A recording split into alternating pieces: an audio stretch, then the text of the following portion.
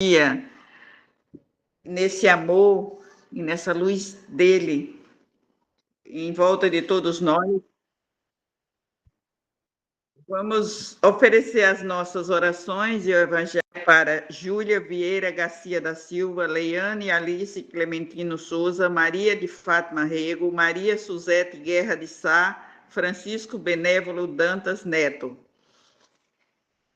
E Jesus sabe o quão necessário cada um precisa, principalmente para a sua evolução, porque quando ele não cura, na matéria, está curando o espírito. E assim vamos agora fazer a nossa leitura do nosso exórdio da noite de hoje, do nosso livro Pão Nosso, psicografado por Chico Xavier e autor espiritual Emmanuel. O capítulo 165, intitulado Falsos Discursos. Tiago fala no capítulo 1, versículo 22. E sedes cumpridores da palavra, e não somente ouvintes, enganando-vos com falsos discursos. Isso é muito sério, né? Tudo que nós fazemos, temos que fazer do fundo do coração. E o Emmanuel nos explica, dizendo: nunca é demasiado comentar a importância e o caráter do sagrado da palavra.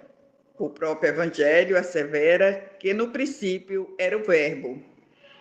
E quem examine atentamente a posição atual do mundo, reconhecerá que todas as situações difíceis se originam do poder verbalista mal aplicado.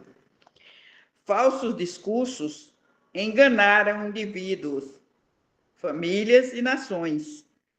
Acreditaram alguns em promessas vãs, outros em teoria falaciosas, outros ainda em perspectiva de liberdade sem obrigações e raças, agrupamentos e criaturas, identificando a ilusão, atritam-se mutuamente, procurando a paternidade das culpas. Muito sangue e muita lágrima tem custado a criação do verbo humano. Impossível, por agora, computar esse preço doloroso ao determinar quanto tempo se fará necessário ao resgate preciso. No turbilhão de lutas, todavia, o amigo do Cristo pode valer-se do tesouro evangélico em proveito de sua esfera individual. Cumprir a palavra do Mestre em nós é o programa divino. Sem a execução desse plano de salvação, os demais serviços sob nossa responsabilidade constituirão sublimada teologia.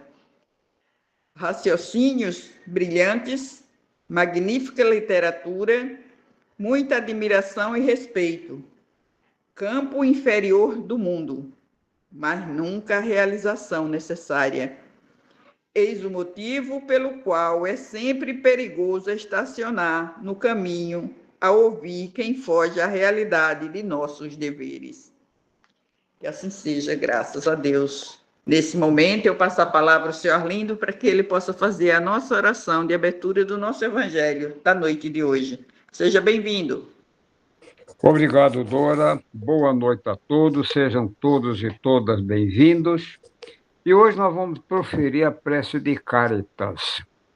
Deus nosso Pai, que sois todo poder e bondade, dai força àquele que passa pela provação, dá luz àquele que procura a verdade, pondo no coração do homem a compaixão e a caridade. Deus, dai ao viajor a estrela guia, ao aflito a consolação, ao doente o repouso.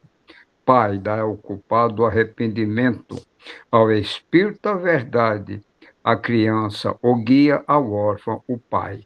Senhor, que a vossa bondade se estenda sobre tudo que criastes. Piedade, Senhor, para aquele que não vos conhece, e esperança para aqueles que sofrem. Que a vossa bondade permita aos Espíritos Consoladores derramarem por toda parte a paz, a esperança e a fé. Deus, um raio de luz, uma centelha do vosso amor pode iluminar a terra. Deixa-nos beber nas fontes dessa bondade fecunda e infinita, e todas as lágrimas secarão, todas as dores acalmar-se-ão. Um só coração, um só pensamento subirá até vós como um grito de reconhecimento e de amor. Como Moisés sobre a montanha, nós lhe esperamos com os braços abertos. Ó poder, ó bondade, ó beleza, ó perfeição. E queremos de alguma sorte alcançar a vossa misericórdia. Deus, dai-nos a força de ajudar o progresso a fim de subirmos até vós. Dai-nos a caridade pura, dai-nos a fé e a razão, dai-nos a simplicidade que fará de nossas almas o espelho, onde deve refletir um dia a vossa santa e misericordiosa imagem. Caritas. Pai amado, recebe essa humilde prece, transformando em bálsamo para todos nós, encarnados e desencarnados, amigos e inimigos, e que possamos, Senhor, sob a tua luz, tua proteção e glória, termos o Evangelho na noite de hoje com muita paz, harmonia, equilíbrio e muito amor nos corações de cada um. Que assim seja. Passa a palavra, Dora. Com você, minha. Lindo. Muito obrigada. Nesse momento, eu peço à espiritualidade maior a permissão para passar a palavra à nossa querida amiga Josi para a leitura e explanação do nosso Evangelho da noite de hoje. Seja muito bem-vinda, minha querida amiga. Obrigada, Dora, a pessoa de quem eu cumprimento todos aqueles que entraram depois, que tivemos a chance de trocarmos aqui abraços sinceros, virtuais, né?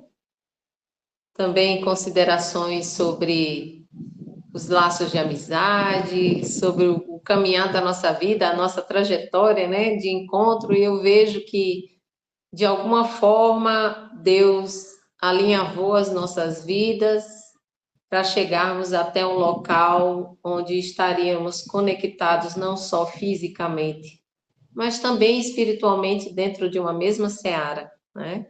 E cada um veio de um lugar, né? Cada um veio de uns mais longe, outros mais distantes. Eu e Dora viemos de São Paulo, a Glacide um pouco mais perto, dentro do Nordeste. E se a gente for prestar atenção em cada um, a gente vai perceber que esse encontro já estava marcado, né? E que alegria poder compartilhar um pedaço dessa jornada com vocês, ouvindo e aprendendo todos nós juntos o Evangelho de Jesus. Hoje não vai ser diferente. Neste domingo, ensolarado, hoje o dia foi bem quente aqui em Extremóis, não choveu, o que é uma raridade.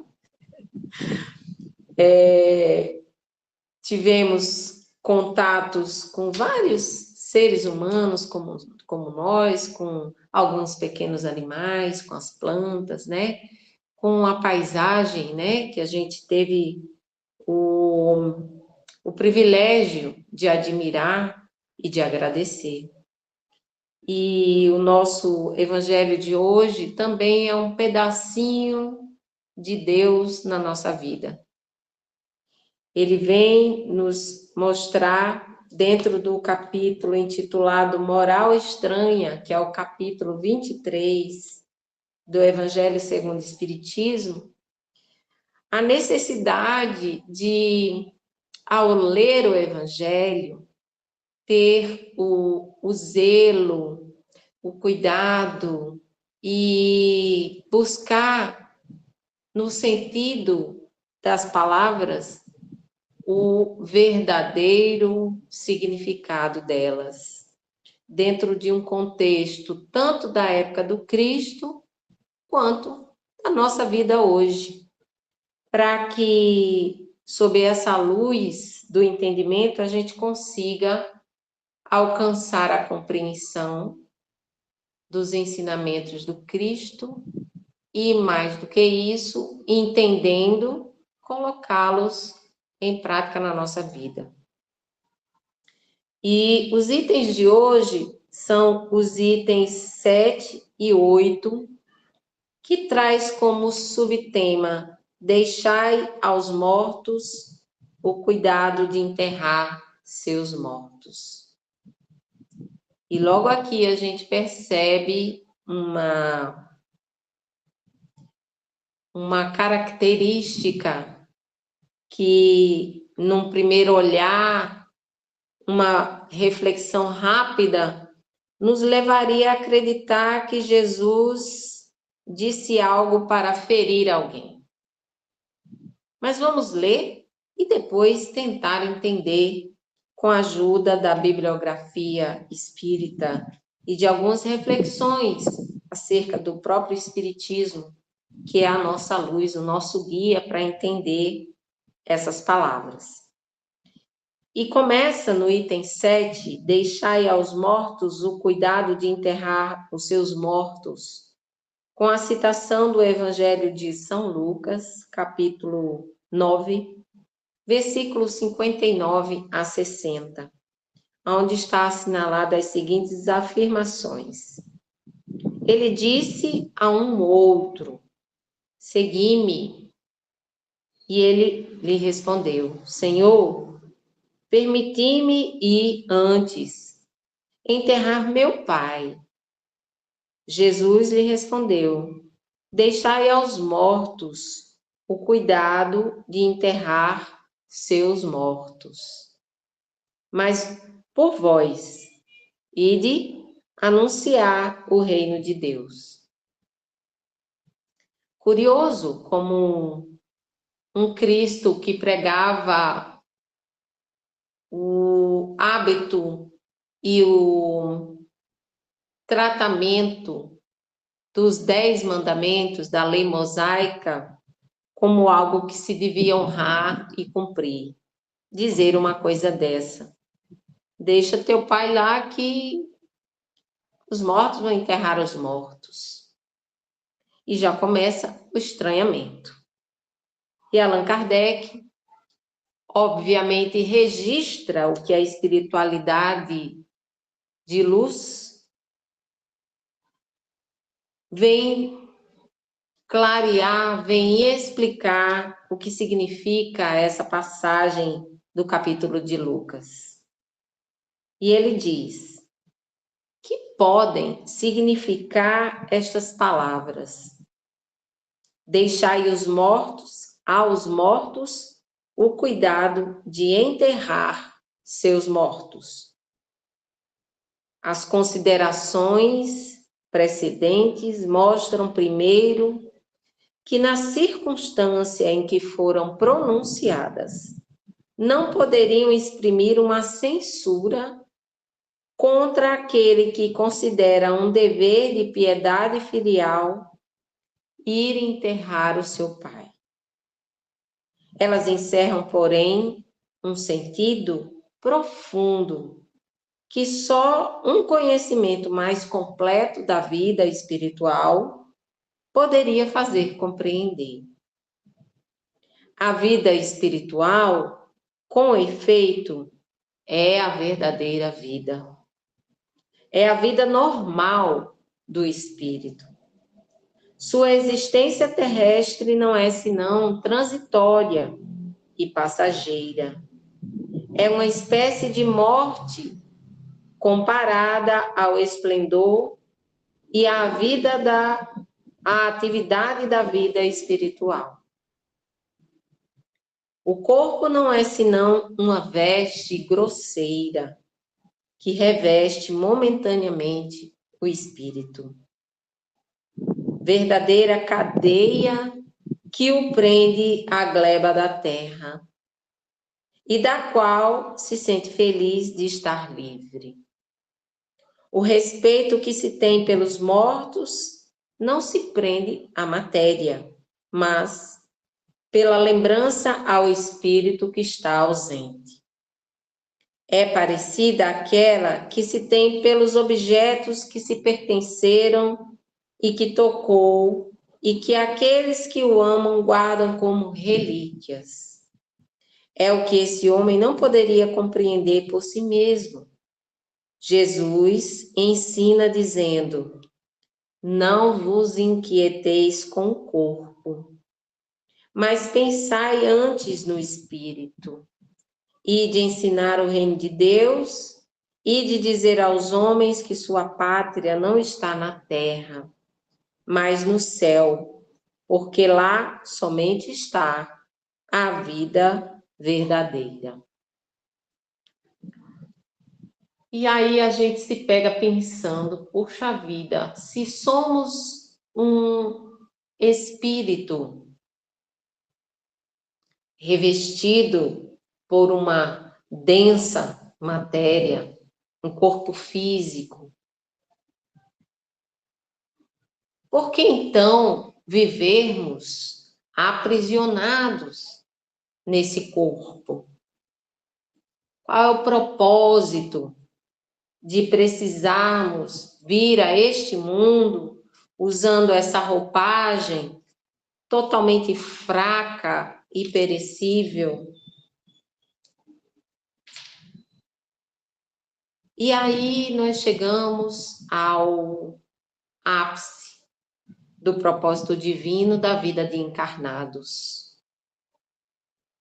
a de estar na Terra para o cumprimento da nossa missão, de um propósito maior, que não é nosso, é de Deus, de virmos aportar neste planeta, de acordo com o nosso grau de moral, pelo conhecimento que temos, pelo mal que fizemos e pelas conquistas morais que fomos capazes de construir ao longo de milênios para continuar essa jornada.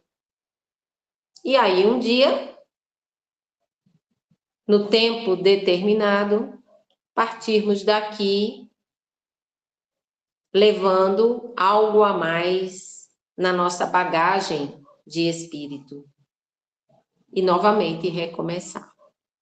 Num outro ponto do tempo, e talvez, dependendo do grau de evolução de cada um, estarmos em lugares de mais felicidade e longevidade espiritual.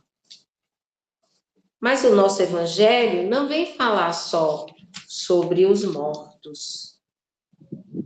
Apesar do título chamar a nossa atenção para esse primeiro entendimento.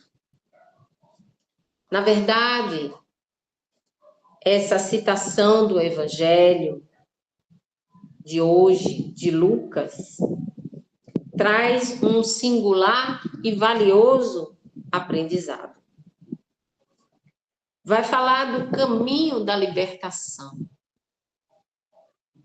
Mas não é aquela libertação do púlpito religioso, mas a verdadeira libertação que perpassa pelo conhecimento da verdadeira vida, a vida espiritual, a vida normal do espírito. E antes de chegar o momento em que Jesus propriamente disse essa frase, deixai aos mortos o cuidado de enterrar seus mortos, Jesus havia tomado a decisão de voltar a Jerusalém. Era chegado o momento do seu desencarne. E quando ele toma essa decisão, antes de ir para o local do seu suplício em Jerusalém, ele pede para que alguns dos seus discípulos fossem na frente para tomar as providências de alojamento, de pernoite, porque a caminhada até Jerusalém seria longa. e o descanso seria necessário. E logo os discípulos entram num povoado de Samaria. Lá chegando, eles anunciam que Jesus precisa de um local para pernoitar, para se hospedar, como todo bom viajante daquela época fazia. E era uma prática muito comum alojar aqueles que estavam cansados da caminhada, de deslocamento de um local para o outro. Mas os samaritanos, percebendo a intenção de Jesus de ir para Jerusalém, negaram qualquer pouso para aquele corpo cansado. Mas por que os samaritanos fizeram isso? Porque os samaritanos condenavam aqueles que seguiam as leis judaicas. Eles se separaram enquanto povo judeu em um outro recanto, porque acreditavam que eles tinham o direito de viver uma outra faceta da sua própria religião. Tiago e João, jovens discípulos de Jesus, ao ouvirem esse repúdio dos samaritanos em não aceitar dar ali um lugar, um descanso para Jesus, voltaram para Jesus e disseram assim: Senhor, queres que mandemos descer fogo do céu e acabar com esse povo? Vejam aí que a mediunidade era forte, mas o entendimento ainda era muito residual do verdadeiro sentido do uso que se devia fazer das energias cósmicas em favor ou desfavor, no caso, daqueles que não comungavam dos mesmos pensamentos deles. Mas Jesus, claro e óbvio, corrige os seus discípulos com firmeza, pois mal sabiam eles, os discípulos, que a primeira cidade onde eles iriam evangelizar logo após a crucificação de Jesus seria justamente a Samaria. A ironia da vida, né? E aí, depois desse cenário, né, de muitas negativas, eles seguem adiante e pousam em uma outra aldeia. E na caminhada, muitos vão se achegando a Jesus. Um deles diz assim: Senhor, eu vou te seguir. Eu vou te seguir para onde fores. E a esse desconhecido que queria seguir Jesus, Jesus diz assim: as raposas têm tocas e os pássaros têm ninhos, mas o Filho do Homem não tem onde repousar a sua cabeça. Mas esse homem segue Jesus, como que um arregimento de pessoas que se tornariam seus discípulos no futuro. Foi nesta caminhada justa, ainda procurando Jerusalém, que Jesus diz a um outro que estava no caminho: venha, segui-me. E essa outra pessoa, um homem, respondeu: deixa primeiro que eu vá enterrar meu pai. E a resposta de Cristo, conhecida por todos nós, foi essa: deixai os mortos o cuidado de enterrar seus mortos. Mas a você cabe anunciar o reino de Deus. E esta fala de Jesus causa mesmo um espanto se for apenas compreendida sob a ótica da vida física ou da vida material. Mas à luz do Espiritismo, há uma revelação nova do sentido desta resposta que Jesus deu a esse homem. um outro entendimento, aquele que o mundo precisava estar maduro intelectualmente para compreender, que a nossa verdadeira vida não é esta que estamos vivendo, é a vida espiritual. E que tudo aquilo que é material é perecível e é passageiro. Jesus não se referia, quando respondeu a este homem, ao ato de abandonar os seus parentes em um momento tão doloroso e cheio de pesar, nem ao desprezo aos despojos do corpo do morto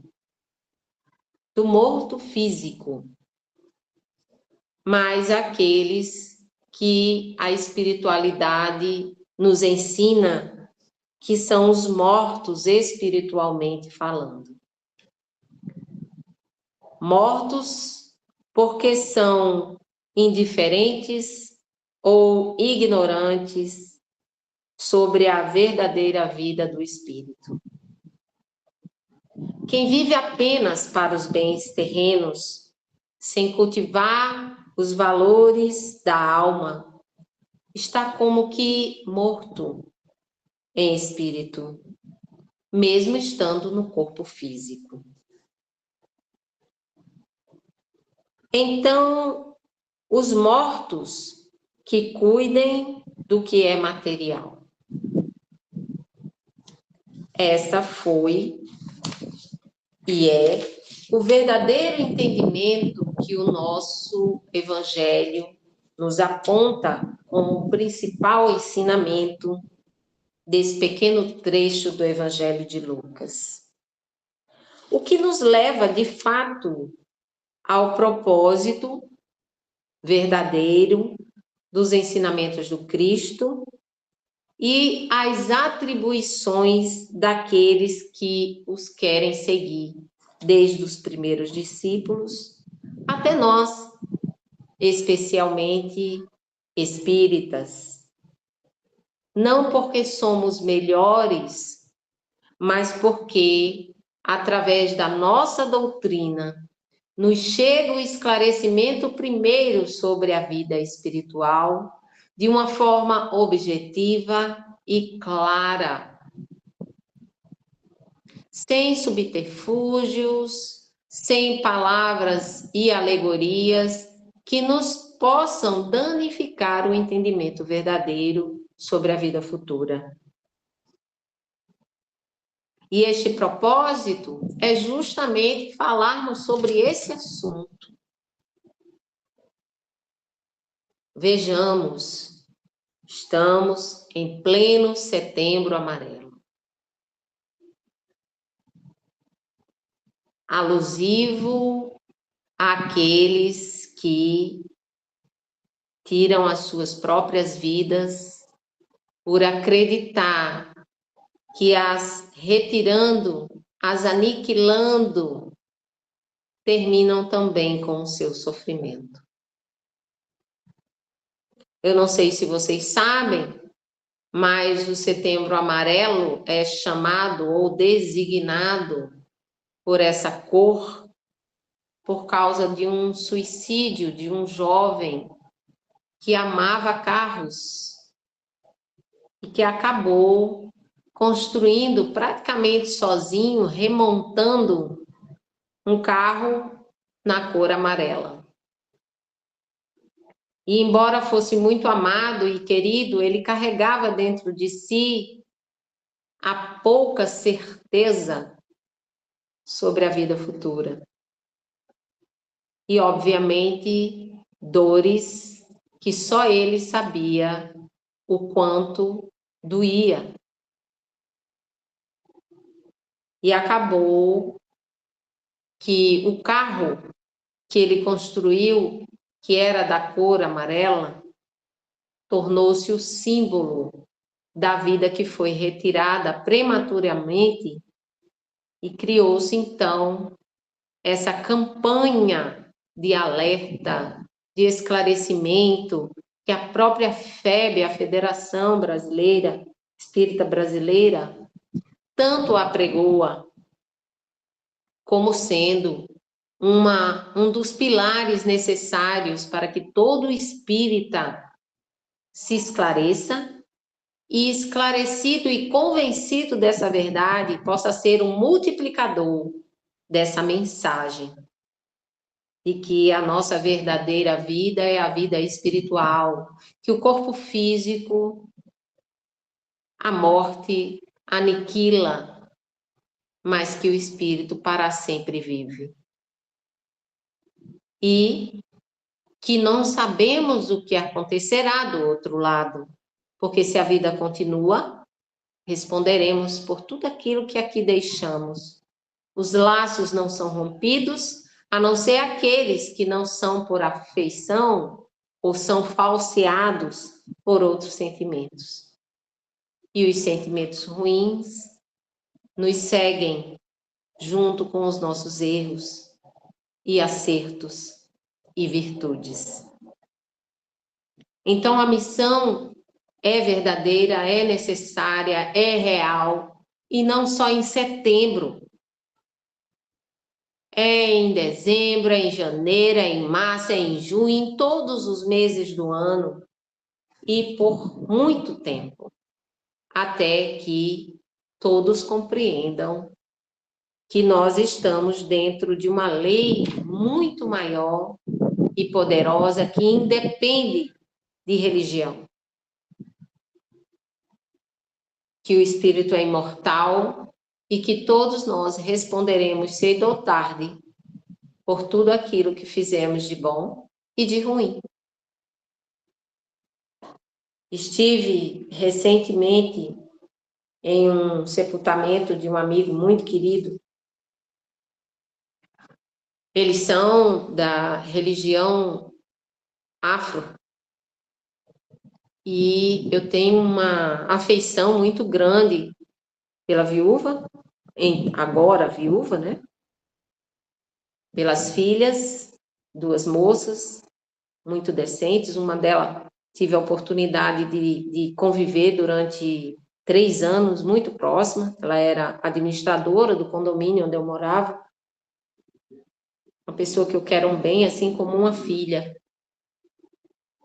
E eu vi o quanto o ritual de despedida no cemitério, marcado pelas vestes da Umbanda, pelas músicas, né, os pontos, como eles chamam, e as falas, porque é uma religião espiritualista, né?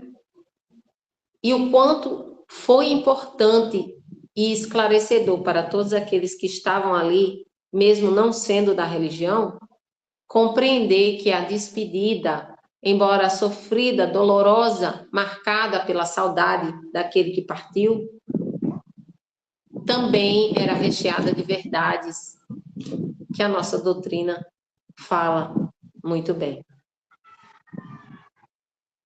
Ide pregar aos homens o reino de Deus, ou seja, ide dizer aos homens que sua pátria não é a terra, mas o mundo dos espíritos, porque lá somente está a verdadeira vida. E concluindo minhas palavras, que possamos todos sermos esses mensageiros da verdadeira consolação para aqueles que já compreenderam. Há um chamado.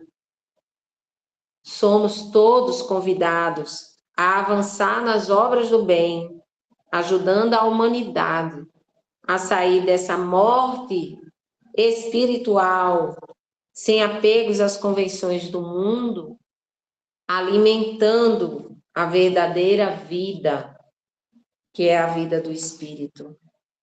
E para a gente ter certeza se estamos no caminho certo, basta que cada um de nós recorde e isso vai ser muito fácil, porque faz parte das nossas vidas, recorde aí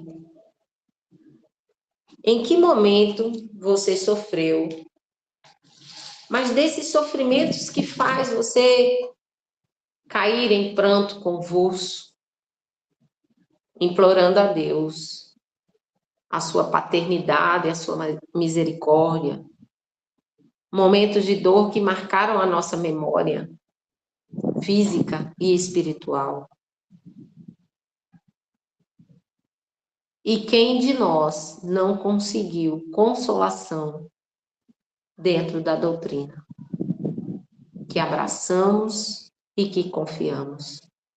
E que em pouco tempo, compreendendo a lógica dessa doutrina, as suas leis, as suas explicações, quem de nós não conseguiu, em curto espaço de tempo, não aceitar cegamente, mas compreendendo, alcançou a paz interior que precisava para continuar caminhando.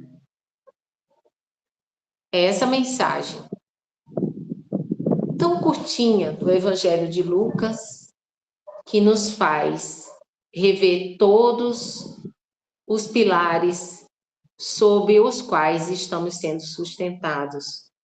E se cremos, estamos no caminho certo. E se estamos no caminho certo, por que não dizer àqueles que andam conosco, não na religião, não na doutrina, mas na vida, que há um Deus maior e poderoso que nos ama e que aguarda o nosso despertar. Que seja hoje para muitos de nós. Amém? Como diria os evangélicos. Assim seja, como dizemos nós. Deus nos abençoe com mais clareza e luz. Agora vamos para a nossa prece. A prece singela e simples, mas sagrada para todos nós. Vamos fazer juntos, vocês mentalmente, eu verbalmente, o Pai Nosso, em sinal de agradecimento por tanta bondade de Deus nas nossas vidas. E vamos dizer assim: Pai nosso que estais nos céus, santificado seja o vosso nome. Venha a nós o vosso reino e seja feita a tua vontade, assim na terra como em todos os lugares. O pão nosso de cada dia nos dai hoje. Perdoai as nossas ofensas, na medida em que perdoamos aqueles que nos têm ofendido. E não nos deixeis cair em novas tentações, mas livrai-nos de todo mal, até aquele que nós mesmos fazemos. Assim seja, graças a Deus. Muito obrigada a todos vocês. Passa a palavra, Dora. Obrigada, querida. E com esta oração, peço à espiritualidade fazer uma varredura em cada lar.